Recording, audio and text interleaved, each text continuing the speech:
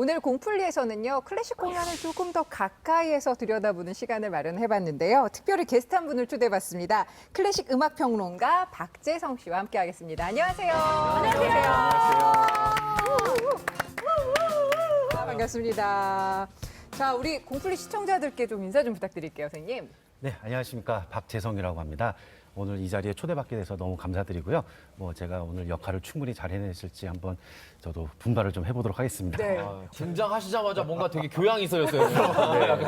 춤을 차려야 되고. 네, 저희가 클래식 공연을 한번 다루긴 다뤘었는데 클래식은 어렵다라는 좀 이런 선입견에 대해서 어떻게 생각을 하실까요? 그렇죠. 이 고전 예술 중에서도 이 클래식 음악도 사실 한 번 듣고 다 이해한다는 거는 굉장히 네. 좀 어려운 겁니다. 그런데 접하기가 힘들어서 그렇지 나중에 이해하기는 충분히 이해할 수 있는 그런 음악이거든요. 네. 생각보다 우리 생활 속에 이 클래식 음악의 멜로디들 네. 그런 정서들이 굉장히 많이 녹아 있습니다. 그러니까 먼저 공부가 살짝 필요한 거는 사실이에요. 편하게 공부를 하신 다음에 감상을 하게 되면은 어려운 만큼이나 깊이 있게 큰 감동을 받을 수 있는 그런 장르이기도 합니다. 알겠습니다. 자, 그러면 앞서 생활 속에 클래식이 많이 녹아있다고 말씀을 하셨는데 저희가 좀 준비를 해본 게 있습니다. 한번 듣고 네. 맞춰볼까요, 우리? 먼저 첫 번째 곡입니다. 정답, 베토벤. 아니, 사람 무시하는 것도 아니고 이건 알죠. 아니 이거는 솔직하게 저도 아는 건데 네. 사실 이거 할 때 차 후진 이거 많이 하잖아요. 그것도 옛날 얘기예요. 요즘 그런 게 어딨어요. 요즘은 그냥 띵띵띵띵띵띵. 그렇지. 이거는 타시네. 그건 네. 에스컬레이터에서 나와요. 그 지하철에서 이렇게 올라가는 그 리프트에서 피아노 솔로를 위한 바가텔 A단조 W5 번호 59번이라고 합니다. 이 작품은 엘리제를 위하여 사실 그 작곡된 작품이긴 한데 베토벤이 워낙 성격이 좀 사납고 얼굴이 좀 그래가지고 당연히 차였습니다. 아, 새드 엔딩이네요. 제목을 들으니까 좀 더 흥미가 생기는 네, 것 같아요. 맞아요. 네. 다음 곡도 우리 배인혁 씨가 아, 제가 또 잘 맞출 수 있을지. 아 이것도 많이 들어봤죠.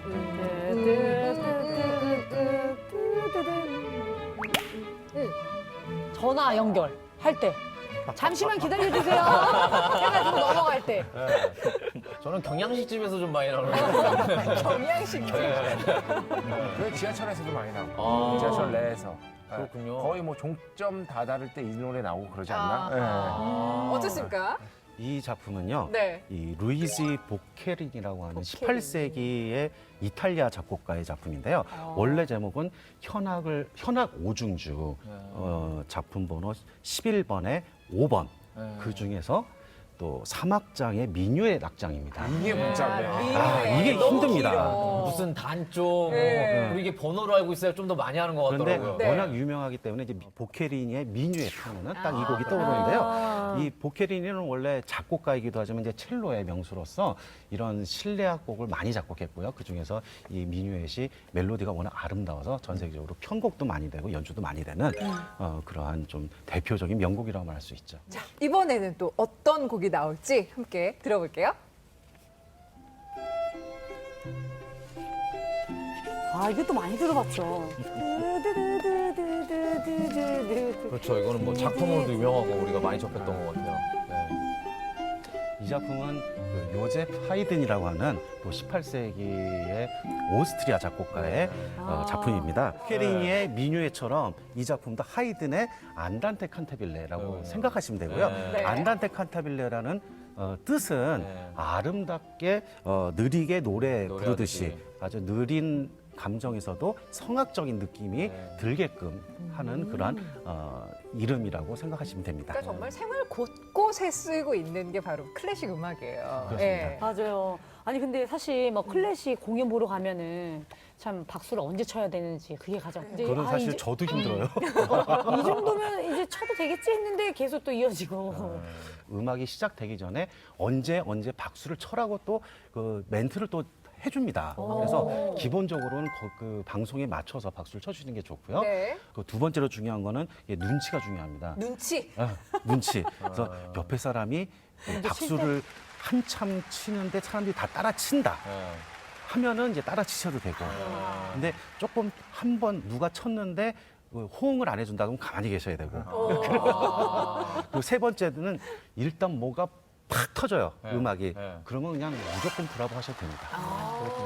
예, 호응을. 자, 그래서 이번 저희 공풀리 시간에는 알고 보면 어렵지 않은 클래식 여행을 좀 떠나볼까 하는데요. 클래식 공연에서 빠지지 않는 곡들을 좀 골라와 주셨어요. 아무리 클래식 음악을 모른다. 설사 내가 음악을 모른다 하더라도 알 수밖에 없는 그런 네. 곡 몇 곡을 제가 선곡을 좀 해봤는데요. 예. 이 노래는 알 수밖에 없다. 네, 알겠습니다. 그러면 첫 번째 곡 만나보죠.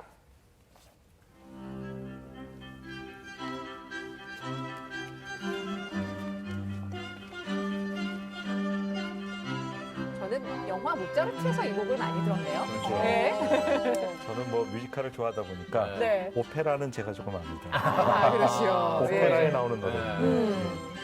살리에리.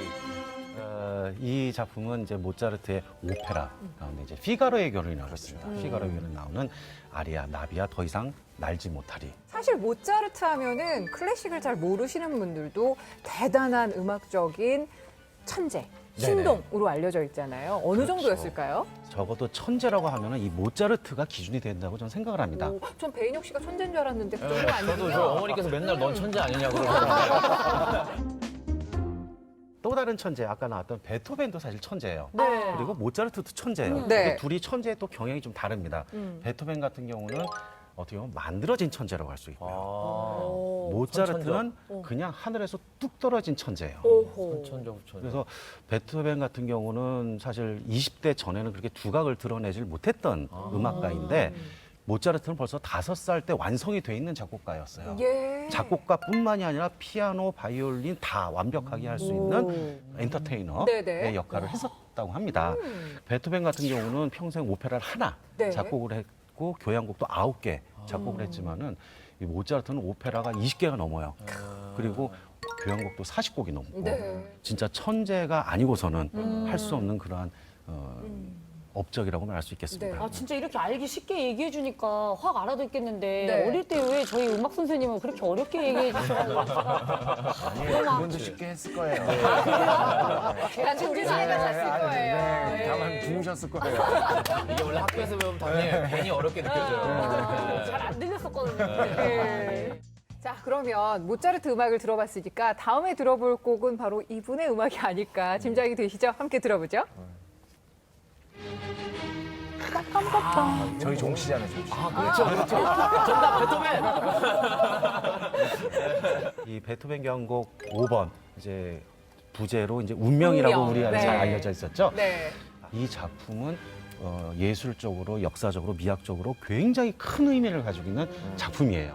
음악이 그 전까지만 해도 그냥 아름답고 감상하고 즐기려고 했던 거라면은 이 베토벤 교향곡 운명 같은 경우는 이제는 사람들이 음악을 그냥 듣는 게 아니라 듣고 이해를 하고 생각을 할 수 있게 차원 전환을 유도했던 그런 작품이에요. 기본적으로 베토벤이 만약에 60년대 이후에 음악을 했으면은 거의 락을 했을 것이다. 그 전까지는 이렇게 음악이 흘러가는데 이거는 그렇죠. 이걸로 가잖아요. 맞아. 네, 그러니까 배인혁 씨랑 같이 했을 수도 있어요. 제가 장난삼아 계속 정답 베토벤 했는데 네. 웬만하면 그냥 베토벤 하면 맞아요. 그만큼 베토벤 모차르트가 찾아오는 영역이 진짜 많은 것 같아요. 예. 네. 사실은 지금 설명해 주신 부분들을 좀 알고 베토벤의 흔적들도 찾아가 보면 더 재미있거든요. 티어터 암 데어 빈이라는 공연장입니다. 요즘에는 뮤지컬도 그곳에서 하는데 네. 이곳이 9번 교향곡이 초연이 됐던 극장이다. 이걸 알고 그 자리에 있으면 네. 정말 역사 속에 앉아 있는 듯한 느낌마저 느낄 수 있습니다. 그러니까. 예. 우리 배인혁 씨는 우리 만약에 모차르트과야, 베토벤과야 이렇게 물어본다면 어느 과세요? 아, 저는 약간 모차르트과를 하고 싶어요. 어. 라이벌 구도가 좀 있었잖아요. 그래서 그 라이벌 구도에서 오는 그 막 첨예한 싸움과 그 갈등 구조 저 이런 거 되게 로맨틱한 거 되게 좋아하거든요. 네, 네, 네. 그래서 선택을 잘하신 것 같아요. 베토벤보다는 모차르트가 잘생겼거든요. 그런 것도 매력도 있어요. 네. 네. 베토벤은 만들어진 천재라고 네. 말씀을 드렸었는데 네. 어렸을 때부터 아버지가 굉장히 엄격하고 오직 규율과 규칙, 그렇죠. 복종과 명령만 있었던 그런 집안에서 살았었고 또 아버지가 모차르트 아버지처럼 이렇게 자기 아들을 유명 인사로 만들고 싶었었던 욕망이 있었어요. 그래서 20대 전후로 해서 아버지를 버리고 자기가 오스트리아 비엔에 와가지고 혼자 또 캐리어를 시작을 했었거든요. 네. 이렇게 쌀벌한 그 가정 환경에서 하라고 하면은 막 도망치잖아요. 그렇죠. 근데 끝까지 막 음악을 잡고 있는 걸 보면은 음악은 사랑하긴 많이 사랑한 것 같아요. 자기 안에 뭐가 있었죠. 그러니까 그러한 거를 견뎠었고 네. 베토벤은 그런 이유 때문에 굉장히 많은 그 대중문화 속에서 다양한 콘텐츠에 또 등장을 하기도 했었어요. 아까 말씀해주신 불면의 여린 같은 경우도 그렇고요. 뮤지컬 같은 경우는 루드윅 같은 작품 보시면 네. 그 맞아요, 엄한 봤어요. 아버지에 대한 기록들이 등장을 하기도 하죠. 네. 모차르트의 아버지도 굉장히 엄격하고 예 했다는 얘기도 있어서 그 과정에서 또 천재적인 것들이 발견되는 경우도 있지 않나 하는 생각이 들어서 좀 아이러니하다라는 생각도 하게 됩니다. 네. 저도 뮤지컬을 통해서 모차르트나 베토벤을 더 익숙하게 느낄 수 있었는데 모차르트나 베토벤의 음악이 구현되는 건 요즘에 오케스트라를 통해서잖아요. 이 오케스트라에 대해서 좀 궁금한데 이 오케스트라는 말은 또 어떻게 생겨난 건지도 궁금해요. 고대 그리스의 원형극장 무대가 시작이었다고 네. 하더라고요. 그 넓은 장소를 의미하는 오르케스트라라는 말에서 비롯된 것이 오케스트라다라는 이야기가 있는데요. 네. 16세기에는 사실은 요즘과 좀 분위기가 달랐죠. 소수의 지배 계급들, 귀족이나 왕족들이 지배를 하는 사회였었어요. 음악은 아무래도 이들에게 재정적 후원을 받는 경우들이 굉장히 많았고요. 그래서 이들에게 들려주기 위한 음악을 연주를 하거나 작곡을 하기도 했었는데 음악가 단체들이 악기들을 모아서 연주를 하던 것이 시발점이 돼서 오늘날과 같은 그런 다양한 악기가 편성이 되어진 오케스트라가 네. 완성이 됐다 이런 아하. 이야기를 하기도 합니다. 예. 그럼 총 몇 분이 연주를 하시는 거예요? 오케스트라 같은 경우는 챔버 규모는 한 3, 40명도 있지만은 그 풀 대편성에서는 한 70명에서 한 많게는 120명까지도 등장을 합니다. 예. 자리 배치가 어떻게 할까 고민을 많이 하시는 분들이 있는데 사실 자리 배치가 다 정해져 있죠. 이미. 이미 정해져 있어요? 오케스트라의 배치를 한번 유심히 한번 보시면은 되게 재밌는 사실을 아실 수가 있어요. 바이올린, 일바이올린이 왼쪽에 있고 네. 항상 저역 악기 같은 경우가 오른쪽에 있고요. 목관 악기가 가운데 있고요. 금관 악기가 그 뒤에 있고 타악기가 맨 끝에 있습니다. 네. 이 배치는요, 누가 정해놓은 배치는 아니에요. 그렇지만 몇백 년 동안 사람들이 다양한 구성으로 연주를 해보니 지금의 그 형태가 가장 안정적인 사운드를 들려주기에 관습적으로 굳어진 네. 자리라고 말할 수 있겠습니다. 예. 오케스트라를 딱 보면 그러니까 얼핏 봐도 바이올린 연주자들이 제일 많잖아요. 혹시 그 이유가 맞다. 네. 이유가 있나요? 클래식 음악은 기본적으로 마이크를 쓰지 않아요. 그렇기 때문에 2,000명, 3,000명 앞에서 그냥 그 생음악을 연주를 해야 되기 때문에 소리가 커야 됩니다. 현악기들은 소리가 작아요, 상대적으로. 그렇기 때문에 그 플룻 같은 게 한 대가 있다 그러면 바이올린은 10대가 있어야 돼요. 예. 그래서 많이 모여서 연주를 하고 그 많이 모여서 연주하는 현악기가 하나의 소리를 내야지 그게 정말 좋은 음악이 될 수가 있는 겁니다. 네. 자, 이렇게 설명을 듣다 보니까 저희 공풀리 식구들의 클래식 공연에 대한 관심도 굉장히 좀 높아질 것 같다는 생각이 드는데 국내에서 이렇게 클래식 공연을 접할 수 있는 기회 상당히 많잖아요. 얼마 전에 KBS 교향악단의 공연이 있었는데 저희가 잠깐 만나볼까 싶어요.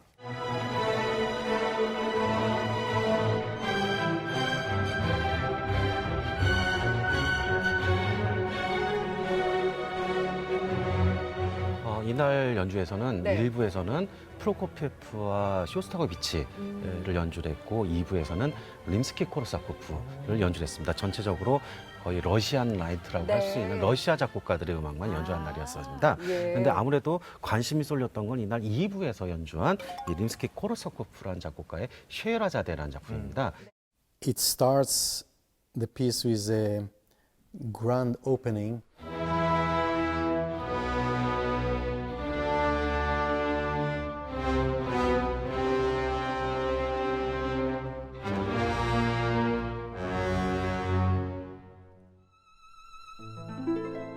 And then immediately we go to the solo beautiful violin romance. And this violin they will hear through the entire piece. It's about a love story, it's about betrayal, it's about fighting. To play this program because I think the audience will have just a fantastic time to listen to this program. 아마 지금 들으셨던 선율도 이렇게 딱 떠올려 보시면은 아, 이 분위기가 굉장히 이국적이면서 페르시아 분위기 같은 것들을 느낄 수 있다. 그런 재미를 발견하실 수 있을 것 같습니다. 세라자드가 그러니까 페르시아의 구전 문학이잖아요. 그렇죠. 그래서 아레비안 나이트 중에 일부라고도 할 수 있고. 네. 그러니까 굉장히 사실 그쪽에서는 유명한 얘기잖아요. 유명한 얘기고 네. 이 셰헤라제드라는 작품도 안에 보면은 그 이야기들이 다 이 음악으로 녹아 있어요. 그래서 처음에 뭐 시장도 나오고 궁전도 나오고 당연히 흥미를 위해서 왕자와 그 공주도 나오고 네. 모험을 거친 로맨스. 다음에 마지막에 해피엔딩을 끝나는 그러한 복잡한 얘기를 네. 오케스트라 음악으로 풀어냈다고 보시면은 좋겠습니다. If they open their heart, the music should convince them and fulfill them in a way.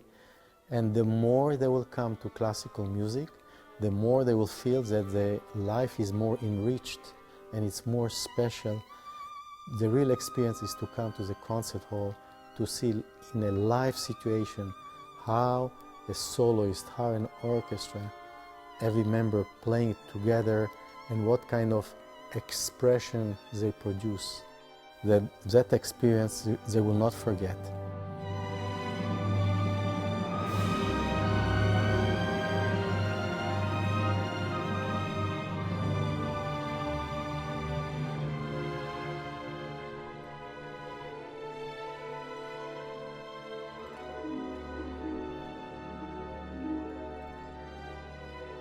이야기를 중심으로 이렇게 클래식을 좀 알아가다 보니까 전혀 지루하지 않다는 생각이 드는데요. 어떠셨어요? 우리 승현 씨는 자주 접하신 음악이잖아요. 그쵸. 네. 저도 뭐 이제 오스트라. 그게 뭐야 갑자기? 아니, 그러니까. 인류의 진화가. 아, 클래식이랑 친해지고 싶었는데 그런 기회가 없었는데 이렇게 알기 쉽게 설명해 주니까 네. 진짜 집에 갈 때 한번 또 찾아서 듣고 싶은. 듣고 싶고 맞아요. 이거 좀 더 인류의 알고 진화. 싶다는. 예.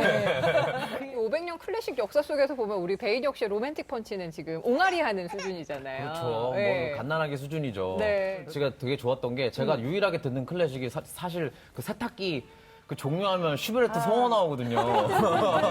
따당 따당 이거 되게 전부였는데 오늘은 좀 집에 가는 차 안에서 좀 클래식을 좀 선곡해서 들어야겠어요. 언제든지 전화 주십시오. 제가 설명해드리겠습니다. 좋습니다, 좋습니다. 자, 오늘 저희 공플리를 보셨다면 클래식의 반은 좀 아시는 게 아닌가라는 생각이 들고요. 다음에도 더 재미있는 클래식 이야기 들어보겠습니다. 오늘 말씀 잘 들었습니다. 고맙습니다. 감사합니다. 감사합니다.